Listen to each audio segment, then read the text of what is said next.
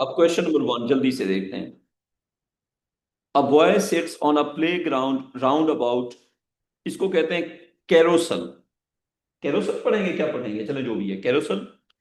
The round about carries the boy in a circular anti clockwise circle eight constant speed, shows view of the round about from above. ये बच्चा है और इसको ये घूमने वाली कोई मशीन है, ठीक है, कोई खिलौना है, जो भी है उसमें बैठा हुआ है, ये उसको घुमा रही है। ये सारा सवाल जो है ना, इसमें ऊपर वाली चीज नहीं भी आती, इट्स ऑल राइट, बस क्वेश्चन पे फोकस करो। What describe the resultant force on the boy. खुशबाक बेटा जल्दी आंसर करो। डी, डी क्या है? The resultant force is in the direction Y. बेटा आंसर ठीक है आपका। देखा, सिंपल सवाल होते हैं। सेकेंड पार्ट जल्दी जल्दी। The turn table rotates at constant speed, a coin is placed at the turn table at point P. The friction between the coin and the turntable keeps the coin in the same position as on the turntable. In which direction does the friction exist? Friction किस तरफ होनी चाहिए? Towards A, towards B, towards C, towards D. आप A कह रही हैं आप। अच्छा, ये पता है डी क्यों कह रहे हैं? ही इज थिंकिंग कि it will be against the motion, but not in circle. Not in circle. Friction जो है वो अगेंस्ट द मोशन होती है स्ट्रेट लाइन मोशन में, सर्कल में सेंटर की तरफ चली जाती है। तो आंसर बेटा ए होगा। जब कोई चीज सर्कल में जाती है तो उस पर फ्रिक्शन किस तरफ चली जाती है? सेंटर की तरफ। अगर आप मुझसे पूछें क्यों, तो मैं आपको समझा सकता हूं, समझा दूं। अच्छा एक बात बताओ, जब हम गाड़ी की ब्रेक लगाते हैं, फर्ज करो एक बंदा है वो गाड़ी के ऊपर बैठा है, फर्ज करें अब्दुल रहमान को हम बिठाते हैं गाड़ी की छत पे। हम सब गाड़ी के अंदर बैठे हैं और हम जा रहे हैं पिशावर, ठीक है। अब अब्दुल रहमान कहाँ पे बैठा है?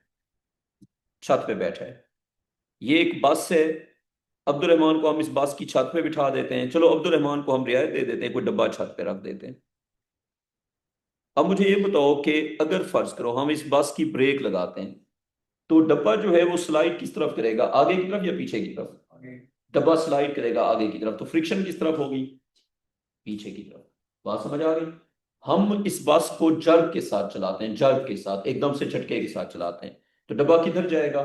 पीछे। तो फ्रिक्शन किस तरफ होगी? आगे। अब आते हैं अगली बात पे। अगर हम इस बस का टर्न लेते हैं टुवर्ड्स राइट, अगर हम इस बस का टर्न किस तरफ लेते हैं? Towards right. तो डब्बा स्लाइड किस तरफ करेगा? Towards left. तो इस स्लाइड को रोकने के लिए फ्रिक्शन किस तरफ होगी? अब तुम्हें समझ आ गई सेंटर की तरफ क्यों होती है? हाँ भाई, क्लियर अब? क्योंकि जब सर्कुलर टर्न लेते हैं तो जो स्लाइड करने की टेंडेंसी होती है वो आउटवर्ड्स होती है। तो अगर स्लाइड करने की टेंडेंसी आउटवर्ड्स होगी तो फ्रिक्शन इनवर्ड्स होगी। Friction is opposite to the tendency of sliding. For example, अगर ये फोन में रखता हूं अपने हाथ पे, तो ये किस तरफ स्लाइड कर सकता है? नीचे की तरफ ना। तो फ्रिक्शन किस तरफ होगी? समझ आ गई बात? तो अब अभी होगी फ्रिक्शन या नहीं होगी? अभी नहीं होगी। तो फ्रिक्शन क्या होती है? Against the tendency to slide. अब आगे चले गए, क्वेश्चन नंबर 3 पे आ गए भाईजान। क्वेश्चन नंबर 3 है, in a model of an atom, electrons move in a circular orbit around a nucleus. ठीक है, in a model of an atom electron moves in a circular orbit around a nucleus, which statement about the electron is correct. अच्छा, पूरी बात को समझ लिया कि atom के अंदर क्या होता है? न्यूक्लियस होता है पॉजिटिवली चार्ज्ड, और इलेक्ट्रॉन इसके अराउंड क्या करता है? सर्कुलर ऑर्बिट में एक तरह से रिवॉल्व करता है। यही बात है ना? अब क्वेश्चन क्या है?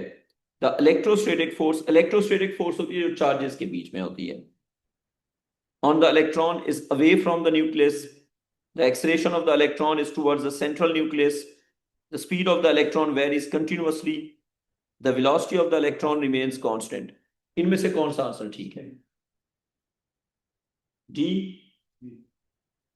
अच्छा मैं बता देता हूं, इसका आंसर बी है। B is the correct answer. अच्छा, बाकी आंसर इनकरेक्ट क्यों है? क्योंकि इलेक्ट्रोस्टैटिक फोर्स सेंटर के टुवर्ड्स होती है, अवे नहीं होती। स्पीड जो है वो चेंज नहीं होती क्योंकि स्पीड डायरेक्शन पे डिपेंड नहीं करती, और वेलोसिटी जो है वो कांस्टेंट नहीं रहती क्योंकि डायरेक्शन चेंज हो रही है। डायरेक्शन का चेंज भी वेलोसिटी का चेंज होता है। अली भाई कैसे हैं, ठीक है? अच्छा अब आगे जी, आगे। अच्छा अब है जी, हाँ आपने सही काम किया हुआ ताकि आपको ठंड ना लगे। अच्छा, अ सैटेलाइट इज, कल आपने फिर धोखा दे दिया था, कहाँ गए हुए थे? खन्ना बोल। हाय हाय, क्या इवेंट था? कोई शादी वादी थी? चावल चावल खाए? अच्छा, a satellite is orbiting the earth. What is the direction of the force on the satellite causing this circular motion? अच्छा, a satellite is orbiting the earth. What is the direction of force on the satellite causing this circular motion? ठीक है, away from the center, in the direction of motion of satellite, in the opposite direction towards the center of the earth. Abdul Rahman कौन सा answer है?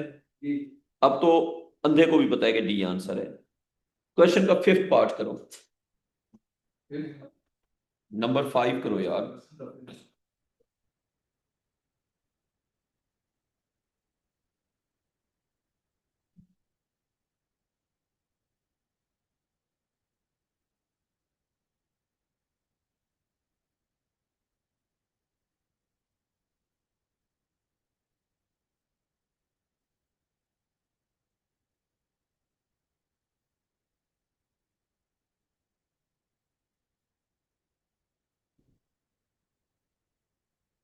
हाँ जी, हो गया।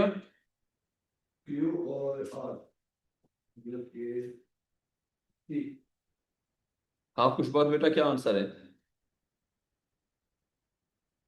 Answer है जी कौन सा? पूछा हुआ क्या है? The earth travels this direction of acceleration, direction of velocity, ये मुझे बताएगा अब्दुल रहमान। अब्दुल रहमान कौन सा आंसर है? यानी कि फोर्स होगी आर,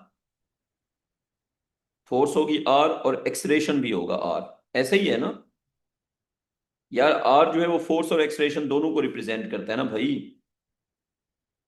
खुशबख्त बेटा, आर जो है वो सिर्फ फोर्स है या फोर्स और एक्सलेशन दोनों है? दोनों है। तो बेटा आर जो है वो फोर्स भी है और एक्सलेशन भी है, तो direction of acceleration it will be R. तो ये तो इसी से आंसर हो गया है। और वेलोसिटी जो है वो क्यू होगी, तो इट्स डी। क्या ख्याल है? आगे चले गए। A car move circular, what is the direction of resultant force? हाँ खुशबख्त जल्दी बताएं बेटा। बी हो गया। नेक्स्ट पे आ गए। What happens if the force suddenly disappears? अगर ये फोर्स ना हो तो क्या होगा? तो ये जो ऑब्जेक्ट है ये टेंजेंट पे चला जाएगा। कहां पे चला जाएगा? स्ट्रेट लाइन पे चला जाएगा। देखो अब्दुल रहमान, अगर ये फोर्स हम खत्म कर दें तो क्या होगा? तो ये यारा, ये जो फोर्स क्वेश्चन नंबर 7 है ना, तो अगर हम इस एफ को खत्म कर दें क्या होगा? तो फिर ये सीधा चला जाएगा। तो अगर फोर्स एफ को खत्म कर देंगे तो ये सीधा चला जाएगा। तो a body P moves in a circle around a point S, a force F keeps it moving in a circle. What happens if the force F suddenly disappears? अगर हम फोर्स एफ को खत्म कर दें तो क्या होगा? P moves directly towards S, P moves in a circle closer to S, P moves away from S, P goes off in straight line. I will go with D answer, क्योंकि अगर force को पूरी तरह खत्म कर दो तो ये स्ट्रेट चला जाएगा। अच्छा, अब आगे आगे question number 8। What keeps an electron moving in a circle around the nucleus of an atom? तो इलेक्ट्रॉन को क्या चीज है जो सर्कल में रखती है अराउंड द न्यूक्लियस? तो gravitational force, gravitational force, electrostatic force, electrostatic force. Away या towards? Towards. Question number 9. A particle P is moving in a horizontal circle about O. P moves at constant speed. अच्छा, what is true? करो answer, जल्दी करो।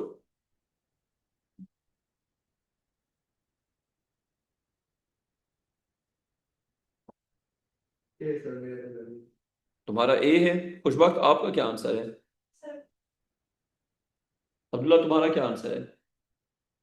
मेरा भी B है बेटा, B answer है। A force of constant magnitude is acting towards O, यानी कि फोर्स है और उसकी कांस्टेंट मैग्नीट्यूड है, इट्स एक्टिंग टुवर्ड्स ओ। अच्छा जी, अब हम आगे इस क्वेश्चन पे। ये जब इस तरह लीन करता है तो सर्कल टर्न किस तरफ ले रहा होता है? इनवर्स या लेफ्ट पे या राइट पे? तो ये टर्न ले रहा होता है लेफ्ट साइड पे, इस तरफ ना। तो इस टर्न के अंदर फोर्स किस तरफ चाहिए? ये आगे समझ। ये टायर्स के ऊपर ना फ्रिक्शन डिवेल्प होती है, और यही फ्रिक्शन कभी कभी टॉपल ओवर करा देती है। जब आप ओवर स्पीडिंग करते हैं तो ये फ्रिक्शन ही क्या करवाती है? टॉपल ओवर करवाती है। ये एक मोमेंट कॉज करती है, रोटेशन कॉज करती है। हाँ जी, हाँ जी। अच्छा, अब आ गए क्वेश्चन नंबर 11 पे। A particle P is moving in a circle about O P moves at constant speed, which statement is true. वो कह रहे हैं कि अगर पी मूव कर रहा है कांस्टेंट स्पीड के साथ तो इनमें से कौन सा जो स्टेटमेंट है वो ट्रू होगा। आप करें आंसर।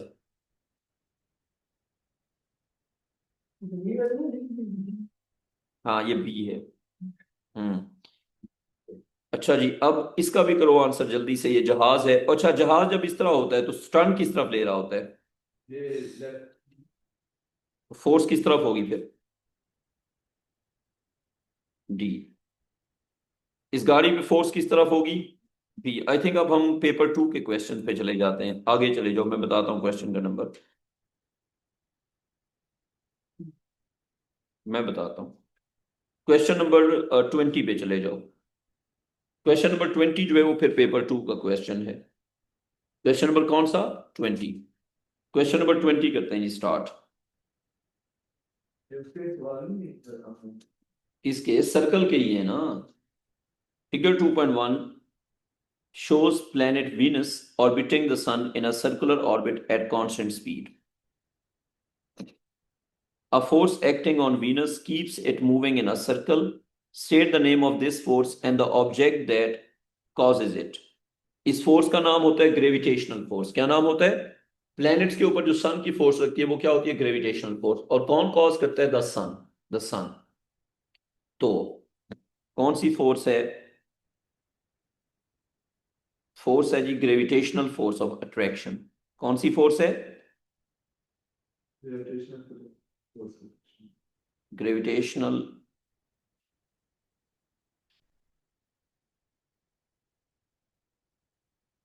Force of attraction. बात समझ आ गई। तो फोर्स तो है ग्रेविटेशनल फोर्स ऑफ अट्रैक्शन, और कॉज कौन कर रहा है, इसका बेटा कॉज है अकाउंट्स। नहीं, आपकी अकाउंट्स की क्लास है, सामने वाला नहीं। बात सुनो, अकाउंट्स की जो क्लास है ना, अकाउंट्स तुम सर वाइड से लेते हो, तुम फिजिक्स के स्टूडेंट हो या अकाउंट्स के, सामने हो। ये इसका दरवाजा अंदर चलेगा।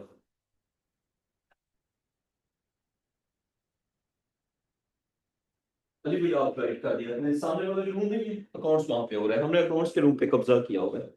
को बच्चा अगर आता है ना उसको पकड़ के सामने कर देना। वैसे बच्चे को समझ तो आ गई थी, फिर एक्टिंग क्यों कर रहा था।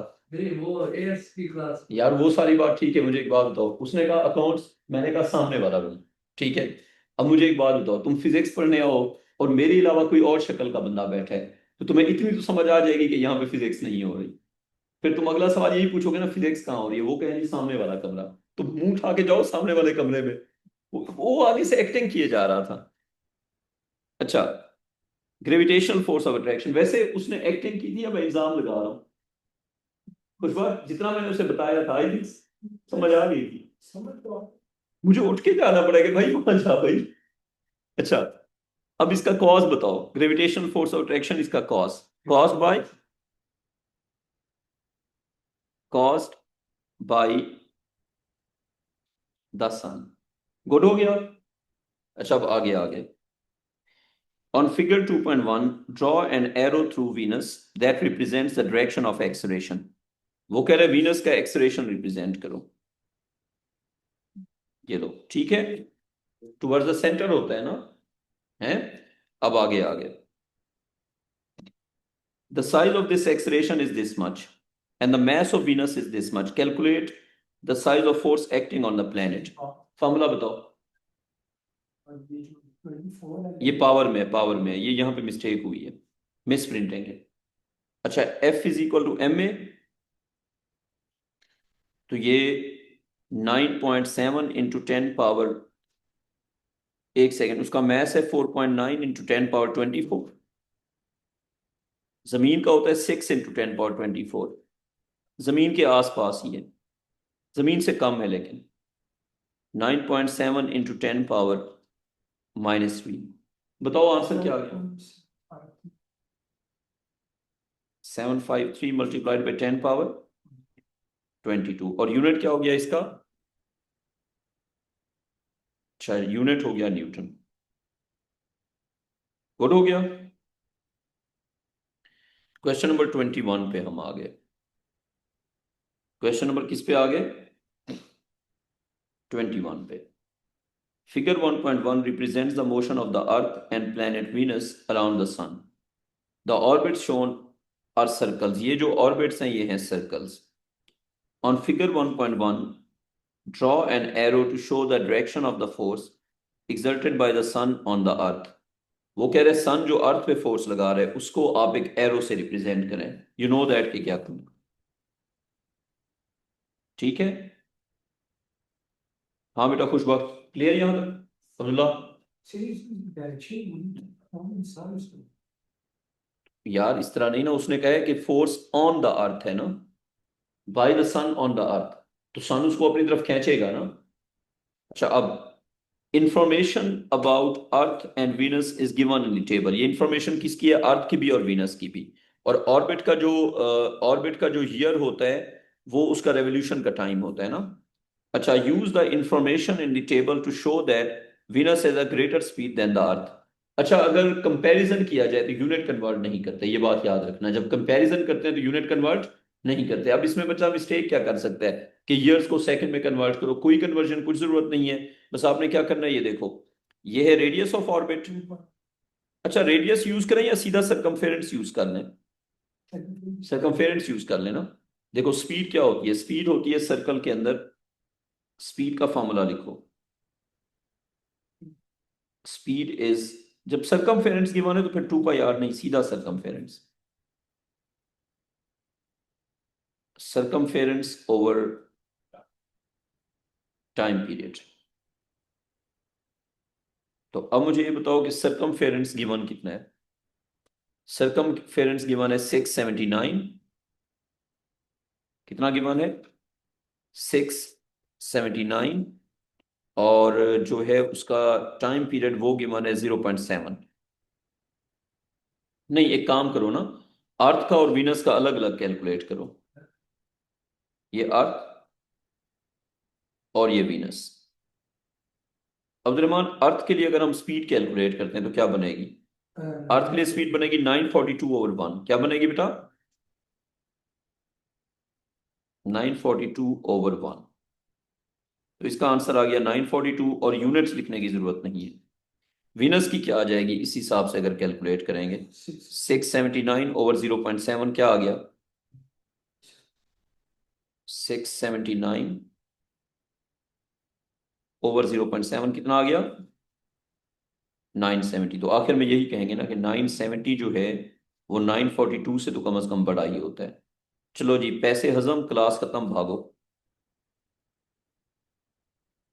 अब्दुलरहमान, पैसे हजम, क्लास खत्म, भागो।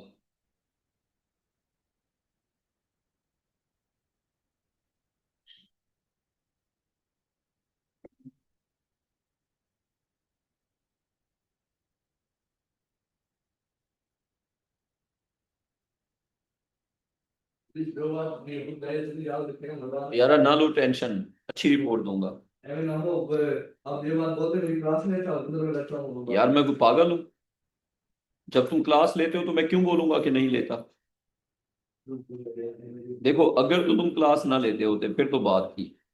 जब तुम ऑलरेडी क्लास लेते हो तो फिर मैं क्यों कहूंगा कि तुम नहीं लेते? हाँ हाँ, मैं कर देता हूँ। लिखे हैं?